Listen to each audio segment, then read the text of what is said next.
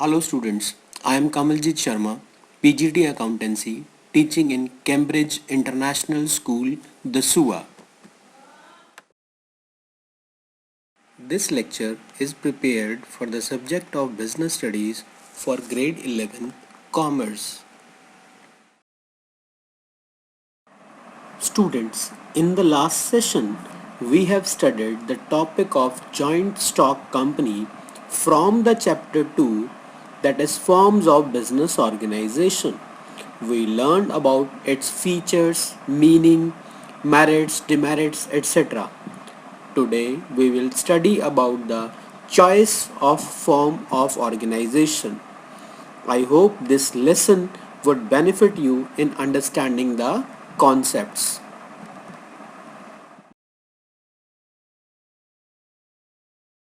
Chapter 2, we will study about the sole proprietorship mode of business, Hindu undivided family business, partnership firms, cooperative societies, and joint stock companies.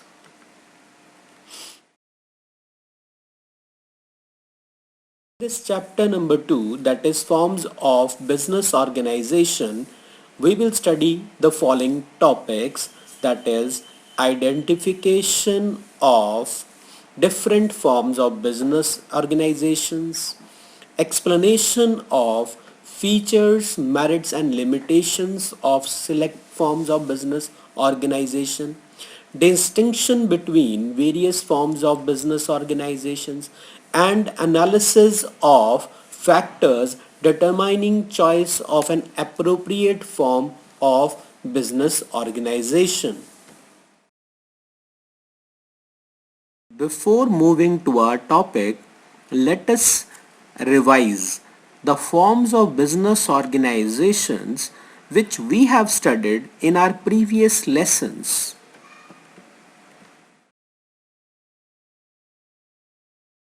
The first form of business organization is sole proprietor. Sole proprietor means, sole means the single, proprietor means owner. It means where only single owner is there. So sole proprietorship refers to a form of organization where business is owned, managed and controlled by a single individual who bears all the risk and is the only recipient of all the profits.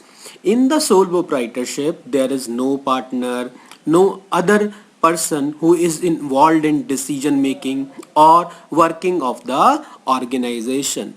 I told you sole means single, only one, and proprietor means owner. So sole proprietorship means there is only one owner controlling the business. The second form of the business is partnership. Partnership where two or more persons. Partnership means where no single owner exists. It is defined an association of two or more persons who agree to carry on a business together and share of the profits as well as bear risk collectively. In the partnership, the minimum person would be two and maximum limit of the partnership partners depends upon the law, depends upon the Partnership Act. So in the partnership, two or more than two persons are involved, whereas in the sole proprietorship only one person is involved. In the sole proprietorship, all the decisions, all the risk, all the profits belongs to the single owner, whereas in the partnership the decisions or the policies to be decided by partners. Partners may be two or more. There may be active partners, there may be sleeping partners, that we will study in our next sessions.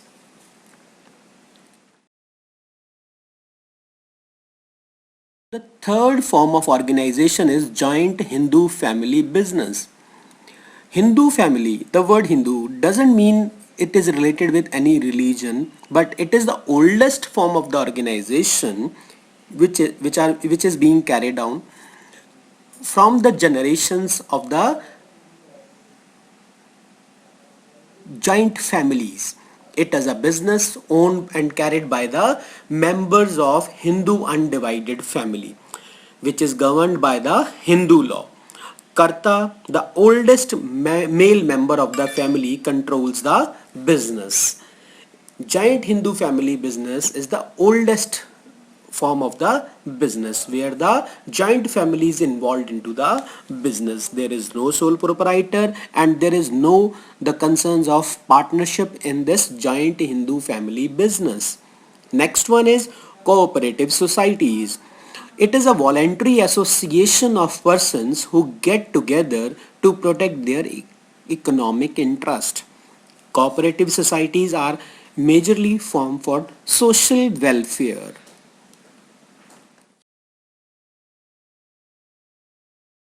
Form of organization is joint stock company. A company may be defined as an artificial person existing only in the eyes of the law with perpetual succession, having a separate legal identity and a common seal. It is the largest form of business organization governed by the Companies Act 2013. Shareholders are the owners of the company. Students, each form of business has its own merits and demerits. It therefore becomes vital for the businessman to have knowledge about all these forms of ownership so that he can choose the right one. Choice of a suitable form of organization is important because the success and growth of the business depends a great deal on it. The form of business organization determines the availability of finance, risk associated with business, division of profit, owner's control, stability and durability of business, and so on.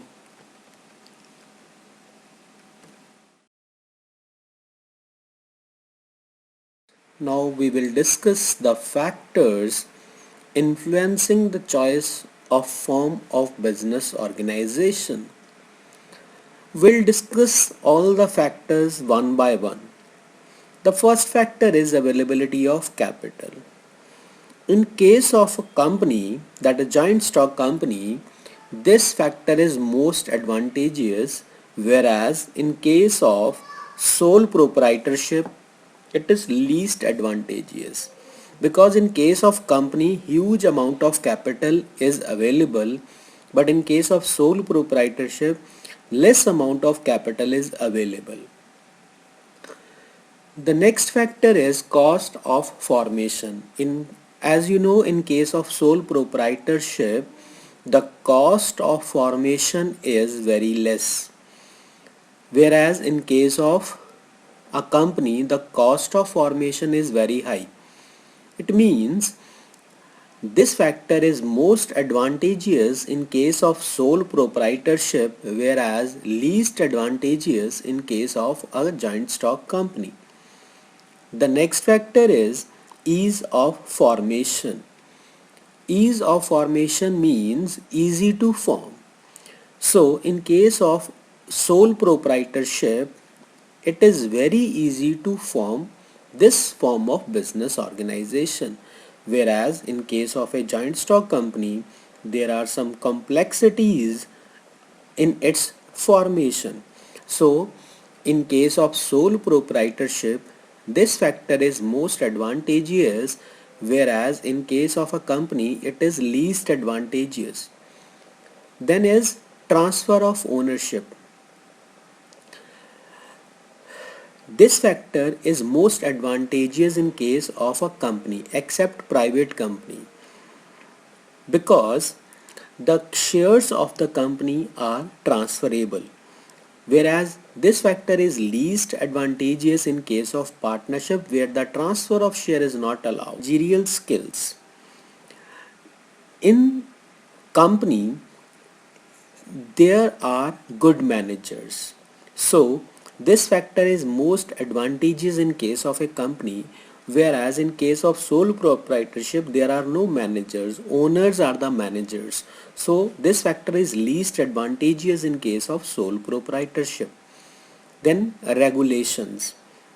most advantageous in the sole proprietorship because no such regulations to be uh, followed, whereas in case of a company all the guidelines regulations to be followed. Then we will discuss about flexibility. In case of sole proprietorship, everything is flexible. The owners can change anything as per their desires, whereas in case of company the flexibility is not possible. A single person or the member or the shareholder cannot change anything. Now, next is continuity. This is most advantageous in case of company because a joint stock company continues the business in any circumstances because the retirement, death or any change in the business does not affect its working.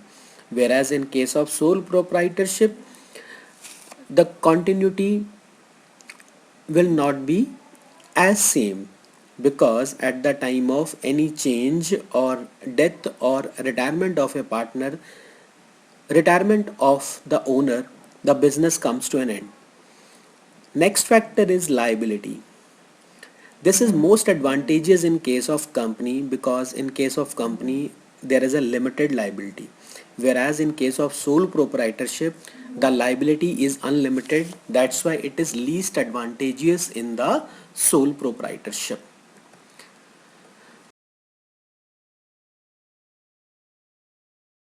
Now we will discuss the choice of form of business organization.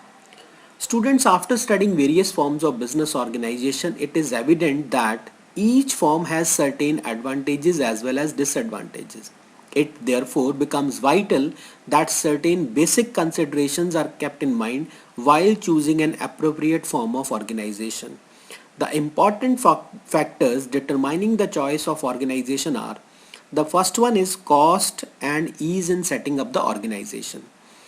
As far as initial business setting up costs are concerned, sole proprietorship is the most inexpensive way of starting a business. However, the legal requirements are minimum and the scale of operations is small. In case of partnership also, the advantage of less legal formalities and lower cost is there because of limited scale of operations.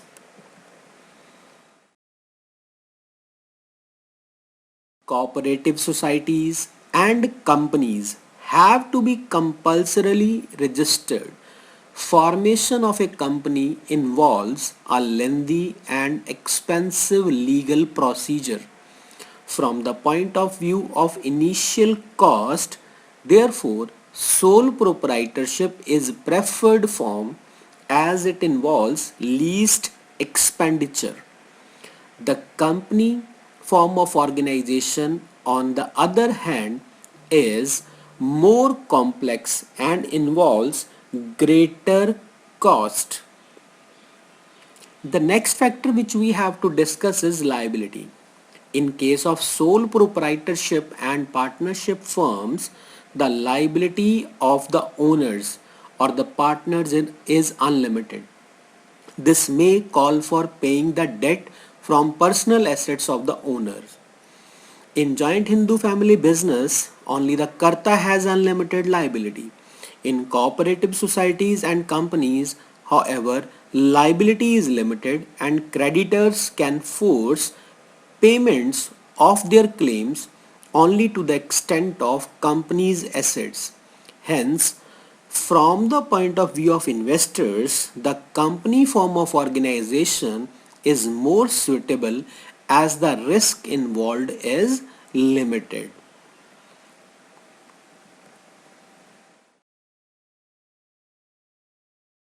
Now we will discuss about the continuity. The continuity of sole proprietorship and partnership firms is affected by such events as death, insolvency, or insanity of the owners. However, such factors do not affect the continuity of business in the case of organizations like joint Hindu family business, cooperative societies, and companies. In case the business needs a permanent structure, company form is more suitable. For short-term ventures, proprietorship or partnership may be preferred. Now we will discuss the next factor, that is management ability. A sole proprietor may find it difficult to have expertise in all functional areas of management. In other forms of organizations like partnership and company, there is no such problem. Division of work among the members in such organizations allows the managers to specialize in specific areas, leading to better decision making. But this may lead to situations of conflicts because of differences of opinion amongst the people.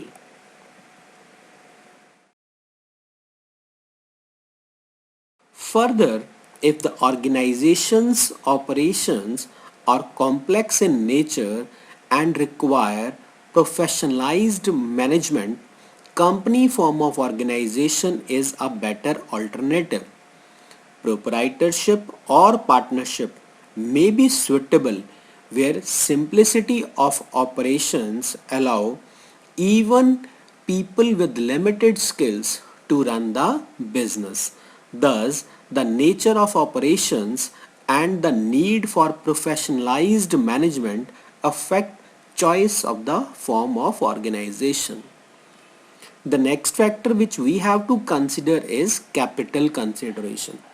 Companies are in a better position to collect large amounts of capital by issuing shares to a large number of investors. Partnership firms also have the advantage of combined resources of all partners, but the resources of a sole proprietorship are limited. Thus, if the scale of operations is large, company form may be suitable, whereas for medium and small sized businesses, one can opt for partnership or the sole proprietorship as the case may be.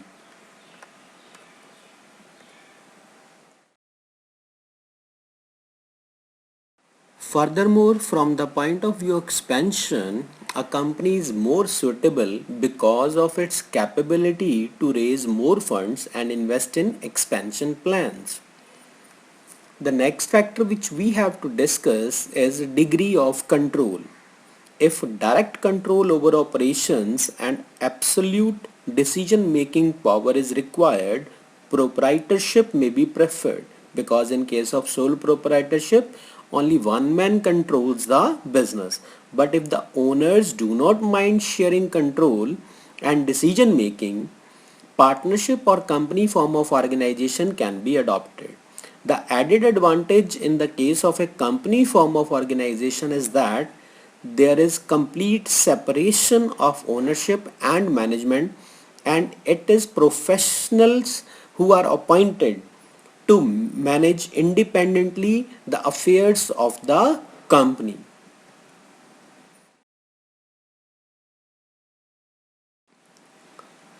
Now, it is nature of business which we have to discuss. If direct personal contacts is needed with the customers, such as in case of a grocery store, proprietorship may be more suitable. But for large manufacturing units, however, when direct personal contact with the customer is not required, the company form of organization may be adopted. Similarly, in cases where services of a professional nature are required, partnership form is much more suitable. It would not be out of place to mention here that the factors stated above are interrelated.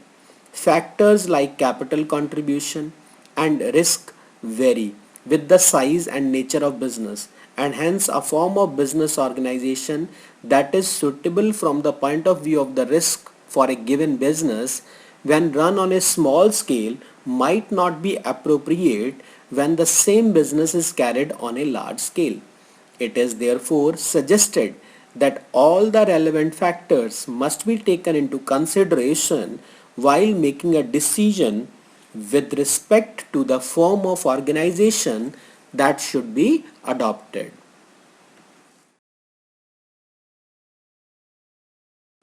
Now it is clear to you as to what the different forms of organizations are and in what ways they help or hamper the commencement and conduct of the business. The discussion so far has been on a piecemeal basis, examining features of each form of business organizations one by one.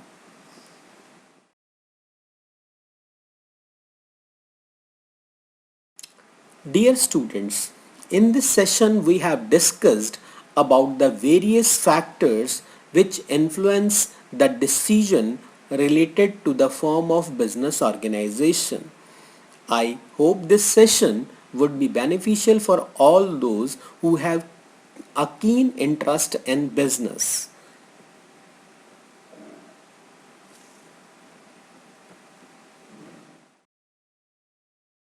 In the next session, we will continue our next topic. Till then, dear students, to stop the COVID-19, stay home. If you don't think about yourself, think about your loved ones. So stay home please, but study regularly.